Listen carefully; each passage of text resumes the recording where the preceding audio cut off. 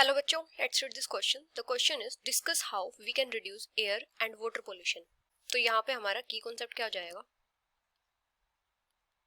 Veg to reduce air and water pollution.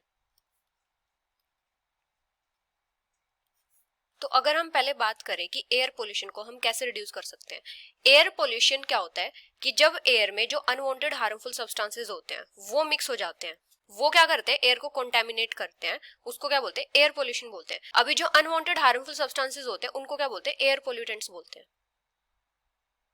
और ये air pollutants क्या क्या होते हैं? जैसे ऑक्साइड्स होते हैं सल्फर के, सल्फर या फिर नाइट्रोजन के ऑक्साइड्स, या फिर जैसे कार्बन मोनोऑक्साइड, या फिर जैसे पार्टिकुलेट मैटर वगैरह। ये सब क्या होते हैं? एयर पॉल्यूटेंट्स होते हैं। अभी जो एयर पॉल्यूटेंट्स होते हैं रिलीज कैसे होते हैं? जैसे इंडस्ट्रीज से जैसे स्मोक वगैरह रिलीज होती है, या फिर जैसे व्हीकल से, या फिर जैसे क्रैकर्स वगैरह बर्न करने से, बर्निंग ऑफ क्रैकर्स। तो हम एयर पोल्यूशन को रिड्यूस कैसे कर सकते हैं? एक तो जो पर्सनल व्हीकल्स हैं उनके यूज को रिड्यूस करके, पब्लिक ट्रांसपोर्ट यूज करके, using public transport, walking instead of personal vehicles.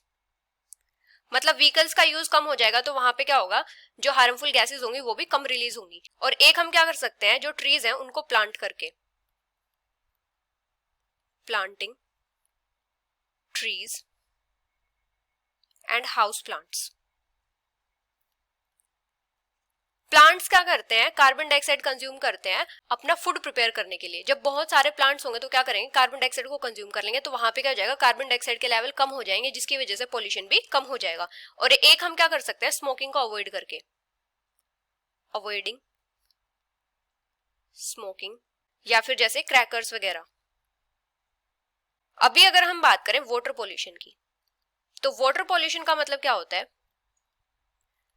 जब अनवांटेड हार्मफुल सब्सटेंसेस वाटर में मिक्स हो जाते हैं तो वाटर को कंटेमिनेट करते हैं, उसको क्या बोलते हैं? वाटर पोल्यूशन बोलते हैं। और वो जो अनवांटेड सब्सटेंसेस होते हैं उनको क्या बोलते हैं? वाटर पोल्यूटेंट्स बोलते हैं, वाटर पोल्यूटेंट्स। और वाटर पोल्यूटेंट्स के सोर्सेज क्या क्या होते हैं? जैसे इंडस्ट्रियल वेस्ट, मतलब इंडस्ट्रीज से क्या होता है, जैसे केमिकल सब्सटेंसेस रिलीज होते हैं, वो क्या करते हैं? वाटर को पोल्यूट करते हैं, जैसे सीवेज वेस्ट या फिर जैसे एग्रीकल्चरल वेस्ट।